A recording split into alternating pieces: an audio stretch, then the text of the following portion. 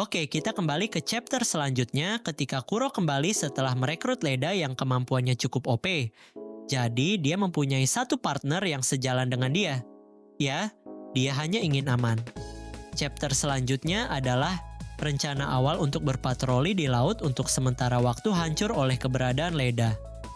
Kuro hanya bisa memberi perintah dengan putus asa dan mulai kembali ke divisi ke-153. Kapan kita kembali? Aku sangat lapar. Leda merosot di kantor Kuro dan berbicara dengan lemah. Diamlah, tanpamu aku tidak perlu kembali sepagi ini, teriak Kuro. Kau bilang biarkan aku makan sampai kenyang. Leda memasang ekspresi memelas. Orang dewasa harus bertindak seperti orang dewasa, jangan bertindak lucu. Kuro menyalakan sebatang rokok dan tidak melihat ekspresi Leda. Kita akan segera kembali. Aku akan membiarkanmu makan sampai kau mati. Jika aku bisa makan sampai kenyang dan mati, aku bersedia, kata Leda puas. Kuro berkata dengan marah. Diamlah, dasar pecinta kuliner. Jangan mengatakan hal-hal yang menyedihkan seperti itu. Setelah kembali ke cabang, kamu tinggallah di sini dan jangan makan hewan-hewan di pulau itu. Biarkan aku makan sampai kenyang. Leda tiba-tiba teringat sesuatu dan berkata, kamu marinir divisi 153, bawahan Monca? Kamu kenal dia? Saya pernah mendengarnya. Dia adalah marinir yang sangat dominan dan sangat brutal. Kuro mengembuskan asap rokoknya. Ia tidak peduli dengan hal ini. Ia tidak banyak berhubungan dengan Monka dan selalu dekat dengan Letnan Kolonel Lipa. Selain itu, ia bersikap rendah hati dan tidak pamer di pihak Monka. Jadi mereka aman. Lagi pula, dia adalah seorang marinir veteran. Dan marinir di cabang itu sangat sopan kepadanya, jadi tidak ada masalah. Belum lagi Monca kemungkinan besar akan jatuh kali ini. Setelah 2 hari berlayar, kapal perang mencapai cabang 153 dan berlabuh di pelabuhan kota Shields. Letnan Kolonel Lipa, kapal perang, Kapten Kuro telah kembali. Di pelabuhan, sekelompok marinir memberi hormat dari seberang laut bersama seorang pria kecil berambut merah muda. Salah satu marinir melihat kapal perang dan berkata, di atas kapal kayu kecil, 2 orang menyiapkan makanan mereka dan bersiap untuk berlayar. Yang seorang mengenakan topi jerami dan yang lainnya mempunyai 3 pisau yang tergantung di pinggangnya. Kapal perang itu melewati perahu kecil itu. Di dek, Kuro menatap topi jerami yang tampak konyol itu dan menyipitkan matanya. Untuk pertama kali dalam hidupnya, kenapa? Kamu kenal dia? Leda sedang memakan apel. Melihat tatapan aneh Kuro, dia tidak bisa menahan diri untuk tidak melihat ke seberang. Tampaknya sangat biasa. Kurasa tidak. Kuro mengalihkan pandangan dan tersenyum. Tapi aku merasa suatu hari mereka berdua akan menjadi terkenal. Tapi itu tidak ada hubungannya denganku. Karena si pembuat onar ini sudah pergi dari sini, divisi ke-153 tidak akan membuat keributan. Letnan Kolonel Lipa. Ketika mereka turun dari kapal, Kuro melihat Lipa dan menyapanya. Setelah jatuhnya Monca, ia mengambil alih divisi ke-153. Ciao Kuro, kau kembali di waktu yang tepat. Ada sesuatu yang ingin kukatakan padamu, kata Plau. Apa yang mungkin terjadi? Monka hanya terjatuh. Lipa hendak berbicara ketika dia mendengar suara ledakan di pangkalan cabang yang jauh. Tak lama kemudian, seorang marinir berlari mendekat, terengah-engah. Letnan Kolonel Lipa Monka, kerusuhan Monka. Apa? Wajah Lipa pucat pasi. Bagaimana dia bisa memberontak? Bukankah aku sudah bilang padamu untuk mengawasinya? Maaf, Letnan Kolonel. Brengsek, Lipa meraung. Kalau begitu cepat kumpulkan orang-orang dan tekan Monka. Demi penduduk kota, kita tidak boleh membiarkannya keluar dari cabang. Ya, Kuro, beginilah yang terjadi. Monka baru saja dikalahkan oleh 2 anak laki-laki di atas kapal, tapi kenapa ada kerusuhan? Lipa menggertakkan giginya dan berkata, Kuro, orang-orangmu ikut denganku untuk meredam kerusuhan Monka. Kita tidak bisa membiarkannya keluar. Kerusuhan Monca? Saya tidak ingat ini terjadi. Saya mengerti. Kuro mengangguk.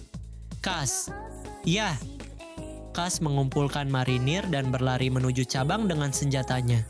Terlepas dari apakah ini terjadi atau tidak, pada akhirnya Monka ditangkap. Dia bukan seorang metahuman, dia juga tidak memiliki haki. Mustahil baginya untuk melawan senjata-senjata itu. Di alun-alun, sekelompok orang mengelilingi seorang pria yang tinggi dan kuat. Harus dikatakan bahwa orang-orang di dunia ini semuanya sangat tinggi. Sebelumnya Kolmor dan sekarang Monka. Monka tingginya setidaknya 3 meter. Namun dahulu kala, tinggi badannya hanya biasa saja. Bila tubuh dilatih sampai tingkat tertentu, tinggi badan akan benar-benar bertambah. Mungkin karena oksigen di dunia ini cukup. Monka menyandera seorang marinir, dan kapak besar di lengannya tertancap di leher marinir itu, membuat marinir itu berkeringat dingin. Minggir dan biarkan aku keluar atau aku akan membunuhnya, geram Monka. Itu Monka? Lidah yang bergegas menghampiri, menatap Monka dengan heran. Dia tinggi sekali, namun dia tidak menganggapnya serius. Kolonel cabang seperti itu terlalu lemah di matanya. Penduduk East Blue belum pernah melihat yang kuat, kecuali monster di sampingnya ini. Kelompok marinir itu tidak berani menembak dan hanya berdiri di sana. Letnan Kolonel Lipa, apa yang harus kita lakukan sekarang? Ketika Lipa datang, para marinir tampaknya memiliki tulang punggung, dan seorang marinir bertanya. Lipa menatap Monka dengan wajah muram. Mereka benar-benar menyandera orang. Ini terlalu merepotkan. Monka, kamu sudah kalah. Kamu sudah menyerah. Tidak bisakah kamu menerima kekalahan? Berhentilah bicara omong kosong, Lipa. Akulah kepala cabang ini. Monca meraung. Biarkan aku keluar atau aku benar-benar akan melakukannya. Sambil berbicara, kapaknya bergerak mendekati leher marinir. Bilah kapak yang tajam memotong lehernya dan darah mengalir keluar. Tidak, jangan. Marinir itu hampir menangis. Brengsek. Lipa menggertakkan giginya dan menundukkan kepalanya dalam diam. Kuro menyaksikan pertunjukan itu dari samping. Tidak masalah apakah Monka lari atau tidak. Meskipun laporan itu tidak dikirim, kesadaran tempat ini telah terbangun. Mustahil bagi Monka untuk kembali ke masa lalu. Monka, kamu kalah. Tanpa diduga, Kas tiba-tiba melangkah maju dan berkata, kamu tidak layak menjadi komandan pangkalan ini.